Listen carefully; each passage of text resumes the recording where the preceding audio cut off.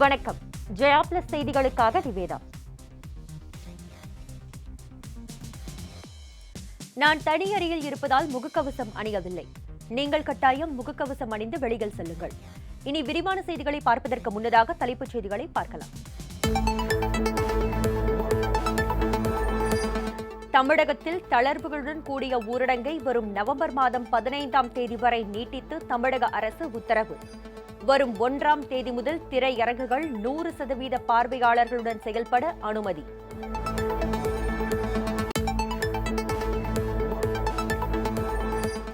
அனைத்து கடைகள், உணவகங்கள், பேக்கரிகளுக்கான நேரக்கட்டுப்பாடு நீக்கம். மதுக்கூடங்கள் செயல்படவும் அனுமதி.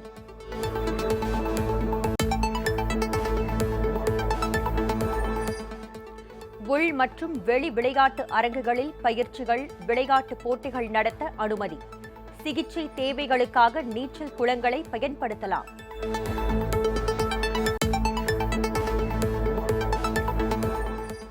பள்ளிகளில் 1 முதல் 8 வரை உள்ள வகுப்புகள் சுழற்சி முறையில் நடத்தலாம்.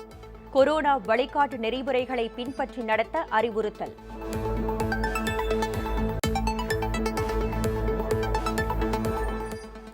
கூட்ட அரங்குகளில் கலாச்சார நிகழ்வுகளுக்கு அனுமதி. கேரளாவை தவிர பிற மாநிலங்களுக்கு பேருந்துகளை இயக்க நடவடிக்கை.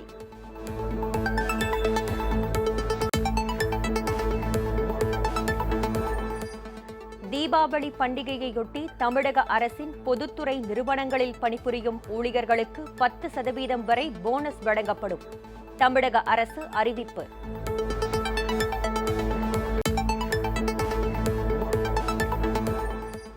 குழந்தைகளுக்கான கொரோனா தடுப்பு மருந்து தயார். பாரத் பயோடெக் நிறுவனம் அறிவிப்பு.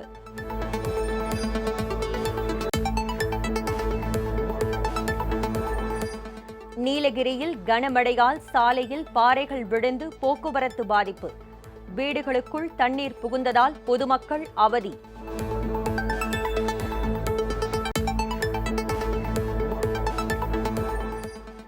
முல்லைப் பெரியாறு அணையின் நீர்பிடிப்பு பகுதிகளில் பெய்து வரும் தொடர் மழை. அணையின் நீர்மட்டம் 136 அடியை எட்டியது.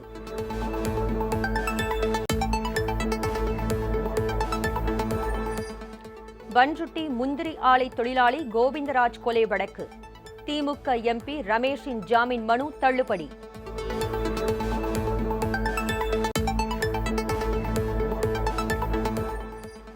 விமானப்படை பெண் அதிகாரி பாலியல் வன்கொடுமை வழக்கு.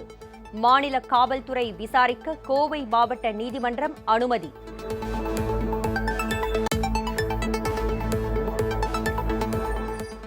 ஆறு நாள் பயணமாக டெல்லி சென்றுள்ள தமிழக ஆளுநர் பிரதமர் நரேந்திர மோடியுடன் சந்திப்பு. தமிழ்நாடு அரசியல் நிலவரங்கள் குறித்து ஆலோசிக்கப்பட்டதாக தகவல்.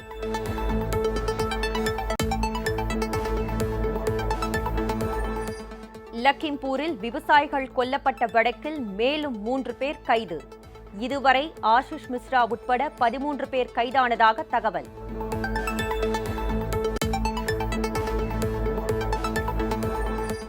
கேரளாவில் புதிதாக 8909 பேருக்கு கொரோனா தொற்று. மேலும் 65 பேர் உயிரிழப்பு.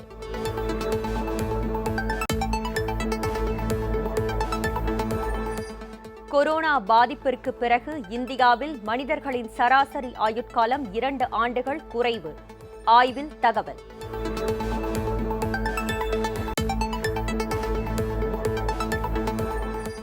நவம்பர் மாதம் முதல் ஆன்லைனில் தேர்வுகள் நடத்தப்படாது. சென்னை பல்கலைக்கழகம் அறிவிப்பு.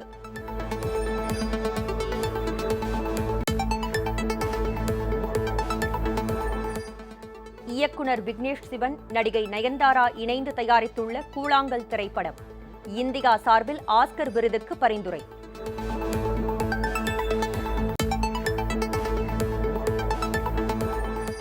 தமிழகத்தில் வரும் 27ஆம் தேதி வரை கனமழைக்கு வாய்ப்பு. சென்னை வானிலை ஆய்வு மையம் தகவல். இனி விரிவான செய்திகளை பார்க்கலாம். தமிழகத்தில் கூடுதல் தளர்வுகளுடன் கூடிய ஊரடங்கு நீட்டிக்கப்பட்டுள்ள சூழலில் கடைகள், உணவகங்களுக்கான நேரக் கட்டுப்பாடுகள் தளர்த்தப்பட்டுள்ளது. இது தொடர்பாக தமிழக அரசு வெளியிட்டுள்ள செய்திக்குறிப்பில், தமிழகத்தில் நவம்பர் மாதம் 1ஆம் தேதி முதல் கூடுதல் தளர்வுகளுடன் கூடிய ஊரடங்கு நீட்டிக்கப்படுவதாக தெரிவிக்கப்பட்டுள்ளது. அதன்படி பண்டிகை காலங்களை கருத்தில் கொண்டு பொதுமக்கள் கூட்டம் கூடுவதை தவிர்க்கும் பொருட்டு அனைத்து வகையான கடைகள், உணவகங்கள் மற்றும் அடுமனைகள் செயல்பட வழங்கப்பட்டிருந்த நேர கட்டுப்பாடுகள் தளர்த்தப்படுவதாக அறிவிக்கப்பட்டுள்ளது. அதேபோன்று அனைத்து வகை உள் மற்றும் வெளி விளையாட்டு அரங்குகளில் பயிற்சி மற்றும் விளையாட்டுப் போட்டிகளை நடத்தவும் அனுமதி வழங்கப்பட்டுள்ளது. சிகிச்சை தேவைகளுக்காக நீச்சல் குளங்களை பயன்படுத்தவும் அனுமதி வழங்கப்பட்டுள்ளது.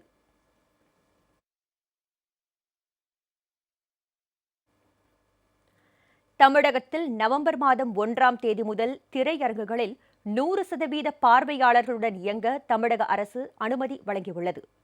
இது தொடர்பாக தமிழக அரசு வெளியிட்டுள்ள செய்திக்குறிப்பில், தமிழகத்தில் நவம்பர் மாதம் 1ஆம் தேதி முதல் கூடுதல் தளர்வுகளுடன் கூடிய ஊரடங்கு நீட்டிக்கப்படுவதாக தெரிவிக்கப்பட்டுள்ளது. அதன்படி அனைத்து பள்ளிகளிலும் 1 முதல் 8ஆம் வகுப்பு வரை சுழற்சி முறையில் வகுப்புகள் நடத்த அனுமதி வழங்கப்பட்டுள்ளது. திரையரங்குகளில் 100% பார்வையாளர்களுடன் வழிகாட்டு நெறிமுறைகளை பின்பற்றி செயல்பட அனுமதிக்கப்பட்டுள்ளது. கூட்ட அரங்குகளில் அனைத்து வகையான கலாச்சார நிகழ்ச்சிகளை நடத்தவும் அனைத்து வகை தனித்து இயங்கும் மதுக்கூடங்களும் செயல்பட அனுமதி வழங்கப்பட்டுள்ளது. கேரளாவை தவிர மற்ற மாநிலங்களுக்கும் இயக்கப்படும் பொது பேருந்து போக்குவரத்து 100% இருக்கைகளில் பயணிகள் அமர்ந்து பயணிக்க அனுமதி வழங்கப்பட்டுள்ளது. அரசு பயிற்சி நிலையங்கள் 100% பயிற்சியாளர்களுடன் செயல்பட அனுமதி வழங்கப்பட்டுள்ளது. தேவையான பணியாளர்கள், கலைஞர்களுடன் அனைத்து வகையான படப்பிடிப்புகளும் நடத்த அனுமதிக்கப்பட்டுள்ளது. எனினும் படப்பிடிப்புகளில் பங்கேற்போர் தடுப்பூசி செலுத்தியிருப்பது அவசியம் என கூறப்பட்டுள்ளது. அதே சமயம் திருவிழாக்கள் மற்றும் அரசியல் நிகழ்ச்சிகளுக்கான தடை தொடரும் என்றும் தமிழக அரசு தெரிவித்துள்ளது.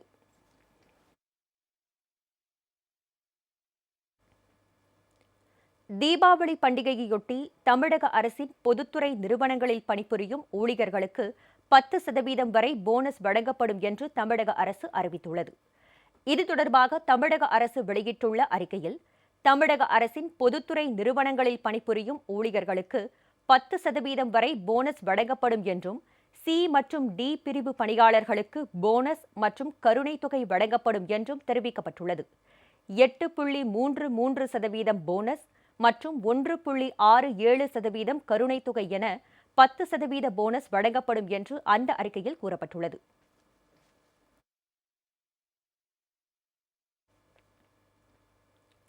குழந்தைகளுக்கான கொரோனா தடுப்பு மருந்து தயார் நிலையில் உள்ளதாக பாரத் பயோடெக் நிறுவனம் அறிவித்துள்ளது. குழந்தைகளுக்கான தடுப்பு மருந்து தயார் நிலையில் உள்ளதாகவும், அவசர கால அனுமதிக்காக மத்திய அரசின் மருந்து தர கட்டுப்பாட்டு அமைப்பிடம் விண்ணப்பிக்கப்பட்டுள்ளதாகவும் பாரத் பயோடெக் நிறுவன தலைவர் டாக்டர் கிருஷ்ணா தெரிவித்துள்ளார். மேலும் தற்போது மருந்து தர கட்டுப்பாட்டு அமைப்பின் ஒப்புதலுக்காக காத்திருப்பதாகவும், 2 முதல் 17 வயதினருக்கு நாசி வழியாக செலுத்தப்படும் இந்த தடுப்பு மருந்து 2ஆம் கட்ட பரிசோதனையில் நல்ல பலனை அளித்துள்ளதாகவும் அவர் தெரிவித்துள்ளார்.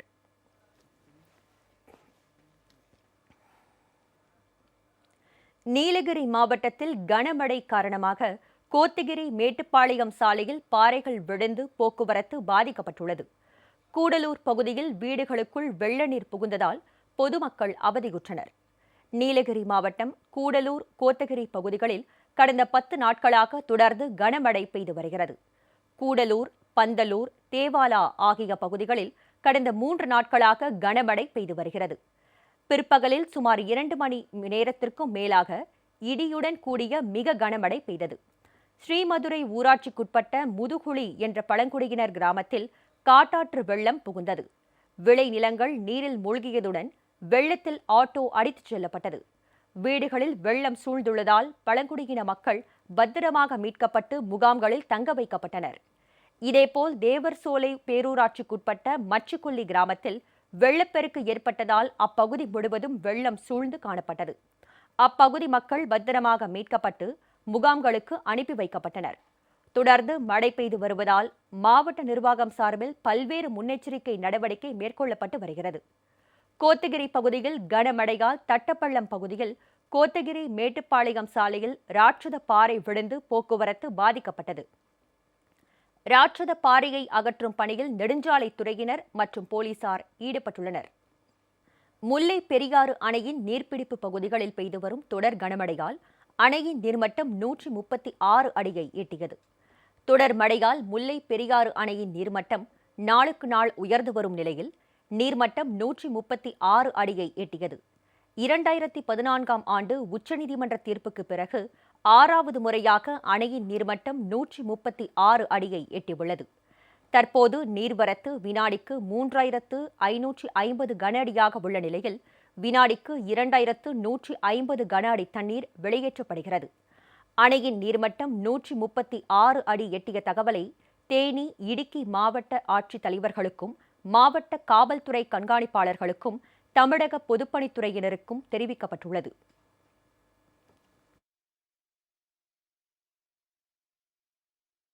புதுச்சேரியில் முன்விரோதம் காரணமாக பயங்கர ஆயுதங்களை கொண்டு ஒருவரை கொலை செய்ய திட்டம் தீட்டிய 2 இளைஞர்களை போலீசார் கைது செய்தனர். புதுச்சேரி அரியாங்குப்பம் படையப்பாலம் அருகே போலீசார் வழக்கம் போல் ரோந்து பணியில் ஈடுபட்டுக் கொண்டிருந்தனர். அப்போது அங்கு சந்தேகம் படும்படியாக நின்று கொண்டிருந்த 3 இளைஞர்களை பிடித்து போலீசார் விசாரிக்க முயன்றனர். உடனடியாக அங்கிருந்து ஒரு இளைஞர் தப்பி ஓடிய நிலையில் மற்ற இருவரிடமும் விசாரணை நடத்தப்பட்டது. அதில் அவர்கள் அரியாங்குப்பம் புதுக்குளம் பகுதியைச் சேர்ந்த அஜித் மற்றும் நெல்லித்தோப்பு பகுதியைச் சேர்ந்த ரிஷி என்பதும் முன்விரோதம் காரணமாக குணா என்பவரை கொலை செய்ய திட்டம் தீட்டியதும் தெரியவந்தது. இதையடுத்து அவர்களை கைது செய்த போலீசார் அவர்களிடம் இருந்து அரிவாள், நாட்டு வெடிகுண்டு போன்றவற்றை பறிமுதல் செய்தனர். பின்னர் இருவரையும் நீதிமன்றத்தில் ஆஜர்படுத்தி போலீசார் சிறையில் அடைத்தனர். மேலும் தப்பி ஓடிய சண்முகம் என்பவரை போலீசார் தேடி வருகின்றனர்.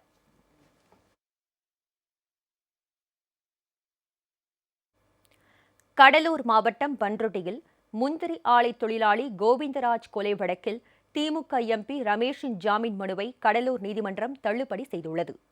கடலூர் மாவட்டம் பண்ருட்டியை அடுத்த பணிக்கன்குப்பத்தில் முந்திரி ஆலையில் பணியாற்றி வந்த கோவிந்தராஜ் என்பவர் கொல்லப்பட்ட வழக்கில் திமுக எம்பி ரமேஷ் உள்ளிட்டோர் கைது செய்யப்பட்டு சிறையில் அடைக்கப்பட்டுள்ளனர். இந்த வழக்கு சிபிசிஐடிக்கு மாற்றப்பட்டுள்ள நிலையில் ரமேஷின் ஜாமீன் மனுவை தள்ளுபடி செய்து கடலூர் நீதிமன்றம் உத்தரவு பிறப்பித்துள்ளது. கொலை வழக்கில் முகாந்திரம் இருப்பதாலும் சாட்சிகளை கலைக்கக்கூடும் என்பதாலும் ரமேஷுக்கு ஜாமீன் வழங்கக்கூடாது என சிபிசிஐடி தரப்பில் வாதிடப்பட்டது. இதனிடையே திமுக எம்பி ரமேஷின் உதவியாளர் நடராஜன், அல்லா பிச்சை, கந்தவேல், வினோத், சுந்தரராஜன் ஆகிய 5 பேரின் நீதிமன்ற காவல் முடிந்து மீண்டும் நீதிமன்றத்தில் ஆஜர்படுத்தப்பட்டனர். அவர்களை 2 நாட்கள் காவலில் விசாரிக்க சிபிசிஐடி போலீசார் மனு தாக்கல் செய்த நிலையில் 1 நாள் காவலில் விசாரிக்க நீதிபதி பிரபாகரன் உத்தரவு பிறப்பித்தார்.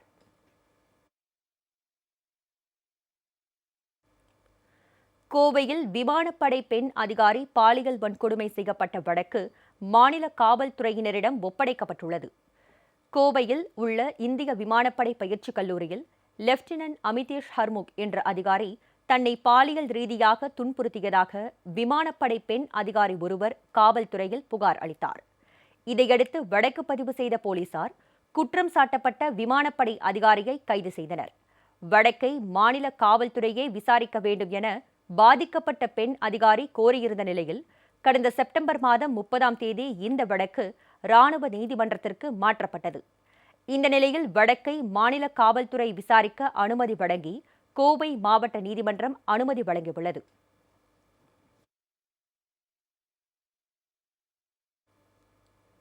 இனிவரும் செய்திகளை விரைவுச் செய்திகளாக பார்க்கலாம். 6 நாள் பயணமாக டெல்லி சென்றுள்ள தமிழக ஆளுநர் திரு RN ரவி பிரதமர் நரேந்திர மோடியை நேற்று சந்தித்து பேசினார். பிரதமர் மோடியுடன் நடைபெற்ற சந்திப்பில் தமிழ்நாடு அரசியல் நிலவரங்கள் குறித்து ஆலோசிக்கப்பட்டதாக தகவல்கள் வெளியாகியுள்ளன. இதனைத் தொடர்ந்து மத்திய அமைச்சர்கள் மற்றும் அதிகாரிகளை ஆளுநர் RN ரவி சந்திக்கவுள்ளார்.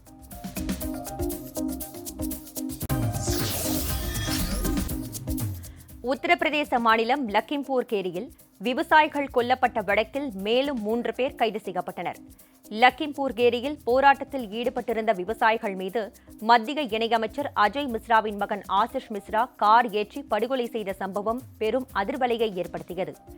இந்த வழக்கை சிறப்பு புலனாய்வு குழு விசாரித்து வரும் நிலையில் மேலும் 3 பேர் கைது செய்யப்பட்டனர். இந்த வழக்கில் ஆசிஷ் மிஸ்ரா உட்பட இதுவரை 13 பேர் கைது செய்யப்பட்டுள்ளதாக தகவல் தெரிவிக்கப்பட்டுள்ளது.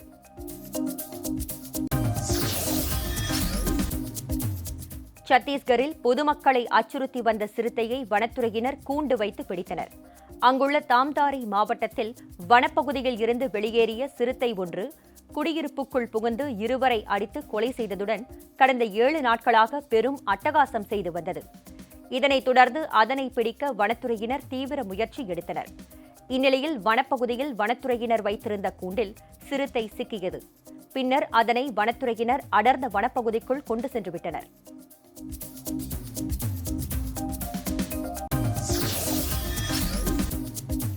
இந்தியாவில் உள்ள கொரோனா தடுப்பூசி உற்பத்தியாளர்களுடன் பிரதமர் திரு நரேந்திர மோடி ஆலோசனை நடத்தினார். டெல்லியில் நடைபெற்ற இந்த கூட்டத்தில் மத்திய சுகாதாரத்துறை அமைச்சர் திரு மன்சுக் மாண்டவியா, இணை அமைச்சர் திரு பாரதி பர்வீன் பவார், சீரம் நிறுவனத்தின் சிஇஓ திரு அதார் பூனவல்லா உள்ளிட்டோர் கலந்து கொண்டனர். கூட்டத்தில் கொரோனா தடுப்பூசி தொடர்பான ஆராய்ச்சிகளில் நிலவும் பிரச்சினைகள் போன்றவை குறித்து விவாதிக்கப்பட்டது.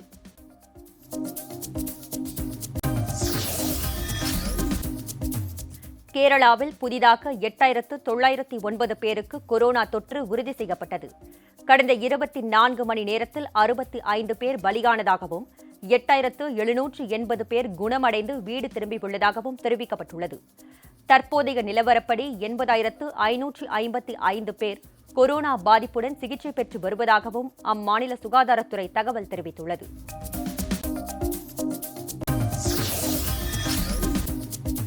கொரோனா வைரஸ் பாதிப்புக்கு பிறகு இந்தியாவில் மனிதர்களின் சராசரி ஆயுள் காலம் 2 ஆண்டுகள் குறைந்திருப்பதாக ஆய்வில் தகவல் வெளியாகியுள்ளது. மும்பையைச் சேர்ந்த மக்கள் தொகை ஆய்வு அமைப்பு இது தொடர்பாக ஆராய்ச்சி செய்தது. அதன்படி 2019ஆம் ஆண்டில் ஆண்களின் சராசரி வயது 69.5 மற்றும் பெண்களின் சராசரி வயது 72ஆக இருந்துள்ளது. 2020ஆம் ஆண்டில் ஆண்களின் சராசரி வயது 67.5ஆகவும் பெண்களுக்கு 69.8ஆகவும் குறைந்துவிட்டதாக தெரிவிக்கப்பட்டுள்ளது. கொரோனா பாதிப்பு முற்றிலும் நீங்கிவிட்டால் சராசரி ஆயுட்காலம் மீண்டும் அதிகரிக்கும் என்றும் குறிப்பிடப்பட்டுள்ளது.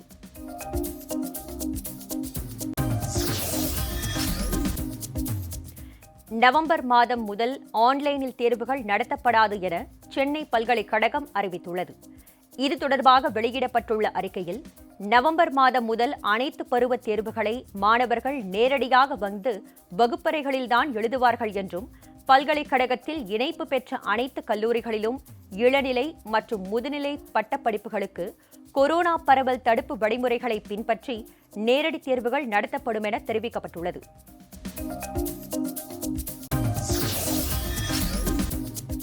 இயக்குனர் விக்னேஷ் சிவன், நடிகை நயன்தாரா இணைந்து தயாரித்த கூழாங்கல் என்ற திரைப்படம் இந்தியா சார்பாக சிறந்த படமாக ஆஸ்கர் விருதுக்கு பரிந்துரை செய்யப்பட்டுள்ளது. 94வது ஆஸ்கர் விருதுக்கு சிறந்த வெளிநாட்டு திரைப்படம் என்ற பிரிவில் இந்த படம் பரிந்துரை செய்யப்பட்டுள்ளது. ஏற்கனவே ரோட்டர்டாமில் நடந்த சர்வதேச திரைப்பட விழாவில் கூழாங்கல் திரைப்படத்திற்கு டைகர் விருது கிடைத்திருந்தது. இப்படத்துடன் இணைந்து யோகி பாபுவின் மண்டேலா என்ற படமும் பரிந்துரை பட்டியலில் இடம்பெற்றிருந்தது குறிப்பிடத்தக்கது.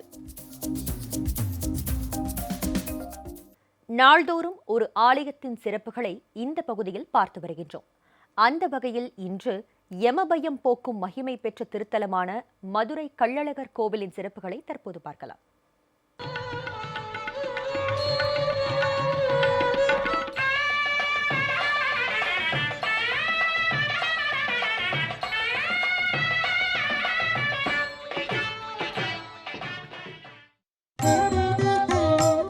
மீறப்படுகிறதா மன்னர்கள் காத்த மரபு. இந்த நிகழ்ச்சியில இன்னைக்கு நம்ம பார்க்க போற கோவில் எது தெரியுமா?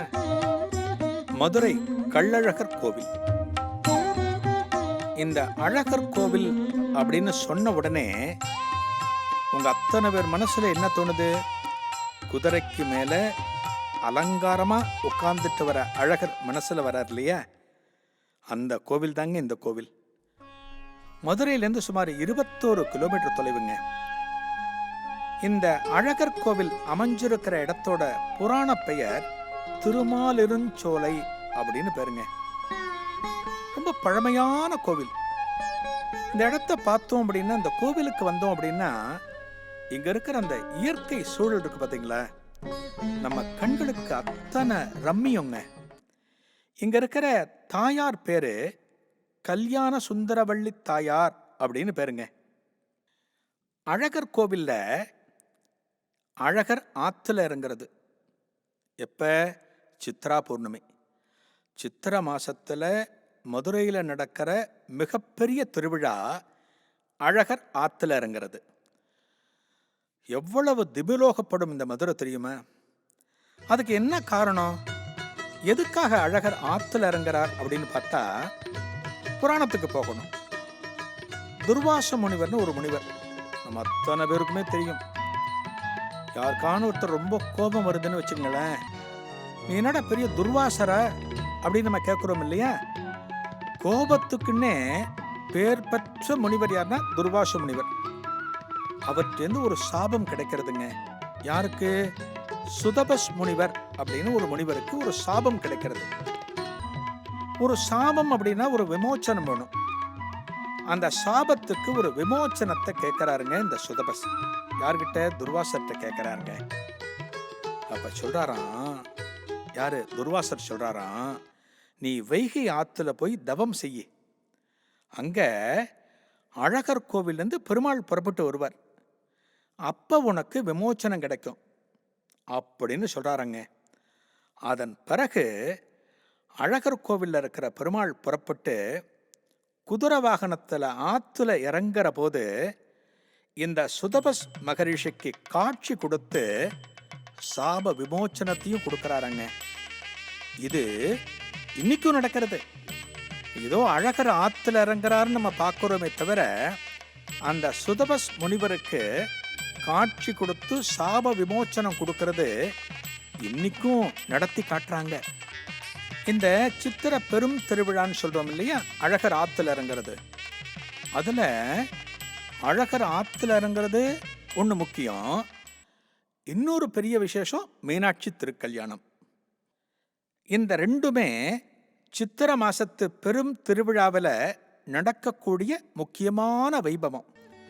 ஆதி காலத்துல பார்த்தோம் அப்படின்னா, திருமலை நாயக்கர் காலத்துல பார்த்தோம் அப்படின்னா, இந்த மீனாட்சி திருக்கல்யாணம் ஒரு தனி விழா, மாசி பெருவிழா.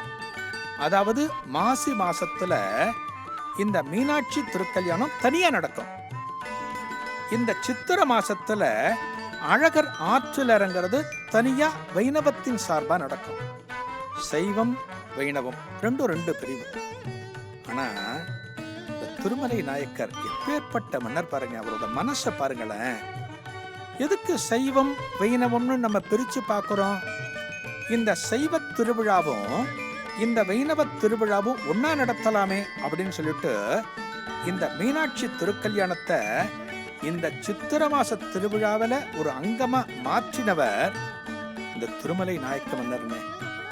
சைவ வைணவ ஒற்றுமை நம்ம இங்கே சொல்றோமே, அதுக்கு அன்னைக்கே அடிகோலினவர் இந்த திருமலை நாயக்க மன்னர். திருமலை நாயக்க மன்னர் எத்தகைய மரபுகளை இந்த கோவிலுக்கு கொண்டு வந்திருக்கார் அப்படிங்கிறதையும் நம்ம பார்த்தோம். அந்த மரபு சில 100 ஆண்டுகளுக்கு முன்னாடி வந்தாலுமே அது இன்னைக்கும் அப்படியே இந்த கோவிலில் பின்பற்றி வராங்க. அதை தொன்று தொட்டு அப்படியே ஃபாலோ பண்ணுறாங்க. அந்த மரபுகள் எந்த ஒரு காலத்திலும் இன்னைக்குன்னு இல்லை, நாளைக்குன்னு இல்லை, இன்னும் எத்தனை 100 ஆண்டுகள் போனாலுமே அது மாற்றவே கூடாதுங்க. மன்னர்கள் காத்த மரபு அப்படிங்கிறது, அதை நம்ம அப்படியே அந்த அடிச்சுவட்டில் நம்ம பின்பற்றணும்.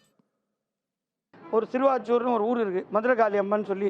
அங்கே பூஜாரி தான் பூஜை பண்ணுறான். ஆனால் அந்த சாமி யாருக்கு? ஏன்னா எல்லா ஐயருக்கும் தான் குலதெய்வம். அதனால் அது மாதிரிலாம் நம்ம மாற்றி பார்க்கல. ஆகம விதியை படிச்சுட்டு ஒரு 7 வருஷம் படிக்கணும். ஒன்றுக்கும் ஒரு காலம் இவ்வளோ நாள் படிக்கணும்னு இருக்குது. இப்போ பிஹெச்டி பண்ணோன்னா இவ்வளோ நாள் இருக்குது. ஒரு சங்கீதம் படிக்கணும்னா 7 வருஷம்னு இருக்குது. இப்போ இவங்க வந்ததில் நம்ம தப்பு சொல்ல, யார் வேணால் பூஜை பண்ணலாம். ஏன்னா கடவுள் வந்து பொது. நல்லா படிச்சுக்கிட்டு 7 வருஷம் அனுபவத்தை எடுத்துக்கிட்டு யார் வேணால் போய் பூஜை பண்ணுங்க. இந்த பெருமாள் பேரு கள்ளழகர் அப்படின்னு பேரு.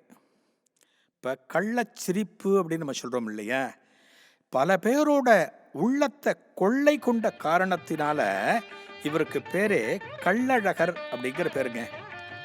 இந்த வைணவத்தில் ஸ்ரீரங்கம் தான் பிரதானமான திருத்தலம். 2வது காஞ்சிபுரத்தில் இருக்கிற வரதராஜர். 3வது திருத்தலமா இந்த அழகர் கோவிலை சொல்றாங்க. இந்த அழகர் கோவிலுக்கு இந்த பெருமாளை வணங்கினா நமக்கெல்லாம் என்ன போகும் தெரியுமா? யம பயம் அப்படிங்கிறது போகுங்க. நம்ம எல்லாருமே எதுக்கு ஆசைப்படுறோம்? நல்ல ஆரோக்கியம் இருக்கணும், நமக்கு ஆயுசு நல்லா இருக்கணும்னு நம்ம நினைக்கிறோம் இல்லையா? யமதர்மனுக்கு ஒரு தடவை சாபம் கிடைச்சப்ப அந்த சாபம் போகணுங்கிறதுக்காக அழகர் மலைக்கு தவம் பண்றாராம். பெருமாள் காட்சி கொடுக்கிறார். காட்சி கொடுத்து என்ன பண்றாராம்? நீ உனக்கு என்ன சாபம் ஏற்பட்டதோ அந்த சாபம் போச்சுன்னு ஒரு வரத்தை கொடுக்கறாராம். அதனால தினமும் ஒரு தடவை நான் பூஜை பண்ணணும் எங்க அழகர் கோவில்ல, எனக்கு அந்த வரத்தை கொடுங்கன்னு பெருமாள்கிட்ட கேட்குறாரு. பெருமாளும் அதற்கு சம்மதிக்கிறாரு. அதன்படி இந்த கோவில்ல தினமும் ராத்திரி நடக்கிற அர்த்தஜாம பூஜையை இந்த யமனே ஏற்று நடத்துறாராங்க. அதான் இந்த கோவில்ல சிறப்பு. இந்த பெருமாளை வணங்கினா நமக்கு இருக்கிற யமபயம் போயிடும். இந்த கோவிலுக்கு பின்னாடிங்க ஒரு தீர்த்தம்ங்க. ஒரு கோவில்னா நிறைய தீர்த்தம் உண்டு. இந்த தீர்த்தத்துக்கு பேர் என்ன தெரியுமா? நூபுர கங்கை அப்படின்னு பேரு. இது எங்க சொர்க்கத்திலேருந்து இந்த கோவிலோட மலை உச்சிக்கு வர்றதா சொல்லுவாங்க. அதுதான் இந்த தீர்த்தத்தோட சிறப்பு. பார்க்கறதுக்கு அத்தனை சுத்தமா இருக்கும். ரொம்ப அற்புதமான தெள்ள தெளிந்த நீர்ங்க இந்த நூபுர கங்கை. இன்னும் எத்தனையோ ஆண்டுகளை கடந்தும் இந்த கோவில்கள் இருக்க போறது அப்படின்னா அந்த பழமையை காப்பாற்றுவதற்கு அனைத்து தரப்பினரும் முன்வரணுங்க. அதாங்க ஒரு கோவிலோட சிறப்பு.